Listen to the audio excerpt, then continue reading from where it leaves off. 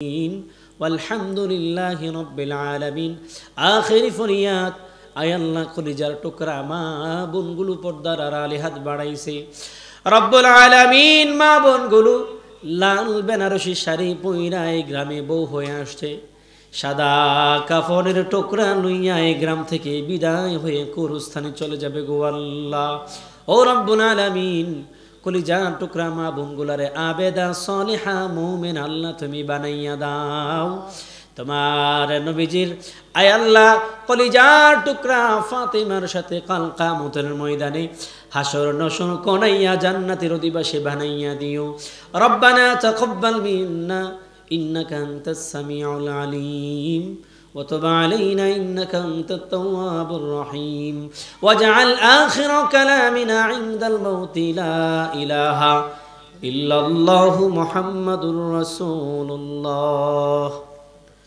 صلى الله معزز محترم সম্মানিত মুসল্লিন کرام আজকে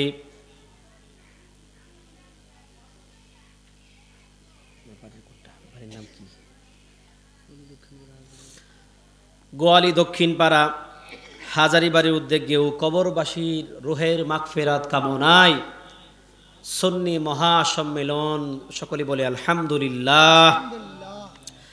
আজকের এই মাহফিলের প্রধান অতিথি জনাব সৈয়দ মোহাম্মদ রকিবুল ইসলাম সাহেব, বিশিষ্ট ব্যবসায়ী, সৈয়দপাড়া কাইতলা। আজকের এই মাহফিলের প্রধান আকর্ষণ হযরত মাওলানা আব্দুর রহমান রেজভী সাহেব, খলিফা রেজবিয়া দরবার শরীফ।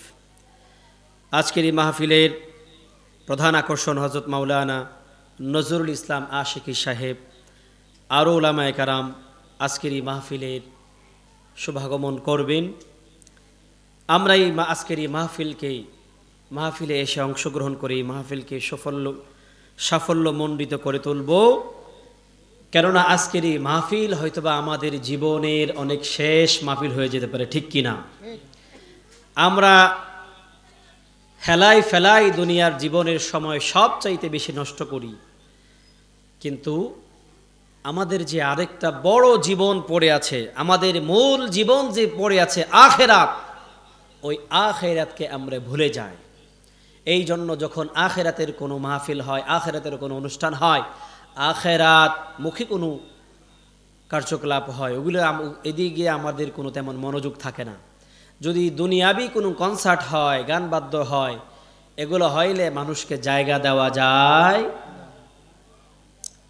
অত্যন্ত দুঃখের বিষয়, সমাজের যে এই পরিস্থিতি হবে আমার রব জানেন কিনা? আল্লাহ পাক জানেন না? আল্লাহ পাক খুব ভালো করেই জানেন যে একদিন সমাজের এই পরিবেশ হবে, ঠিক কিনা? এই জন্য রব কোরআনে পাকে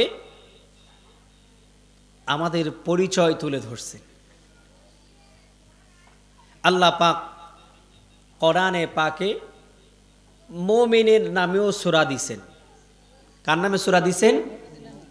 কারা কারা মুমিন, মুমিনের পরিচয় কি হবে, মুমিনের চরিত্র কি হবে, মুমিনের কৃষ্টি কালচার কি হবে, মুমিনের পরিচয় কি, তাদের সাইনবোর্ড কি।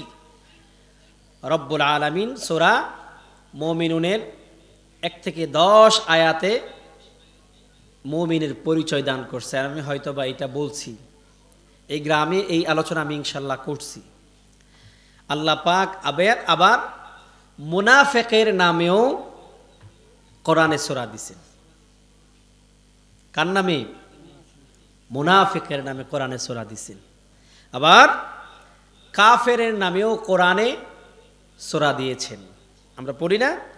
কুল ইয়া আইয়ুহাল কাফিরুন লা আ'বুদু মা তা'বুদুন। পড়িনি আমরা? তাহলে কোরআনে মুমিনের নামেও সূরা আছে, কাফের নামেও সূরা আছে, আবার মুনাফিকের নামেও সূরা আছে। কন্যা সুবহানাল্লাহ। মুমিনের গুণাবলী বলতে গেলে আল্লাহ পাক বিশালভাবে বর্ণনা করছেন। আবার কাফেরের পরিচয় দিয়েছেন ছোট্ট করে 6 আয়াত। কেননা কাফের খুব সহজে চিহ্নিত করা যায়, সে কাফের। কি?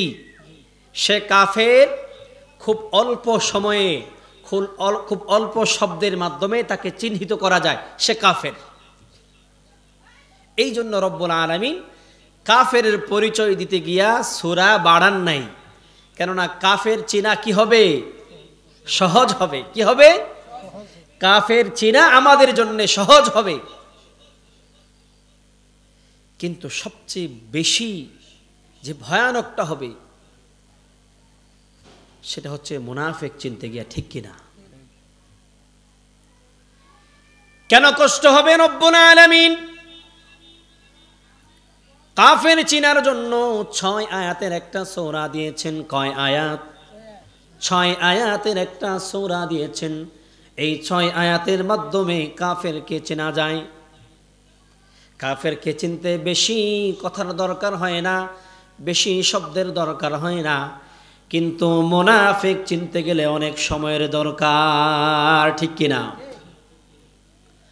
কেননা কাফের আমাদের সাথে মসজিদে যায় না, কাফের আমাদের সাথে ঈদগাহে যায় না, কাফের আমাদের সাথে কোরবানি করে না, ঠিক কিনা?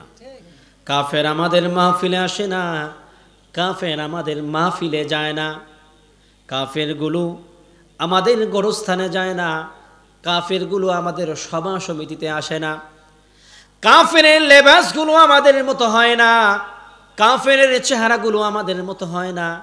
তাদের লেবাস আলাদা, তাদের চেহারা আলাদা, তাদের ধর্ম আলাদা, তাদের বর্ণ আলাদা, তাদের ধর্মীয় কৃষ্টি কালচার আলাদা, সমস্ত কিছু আলাদা।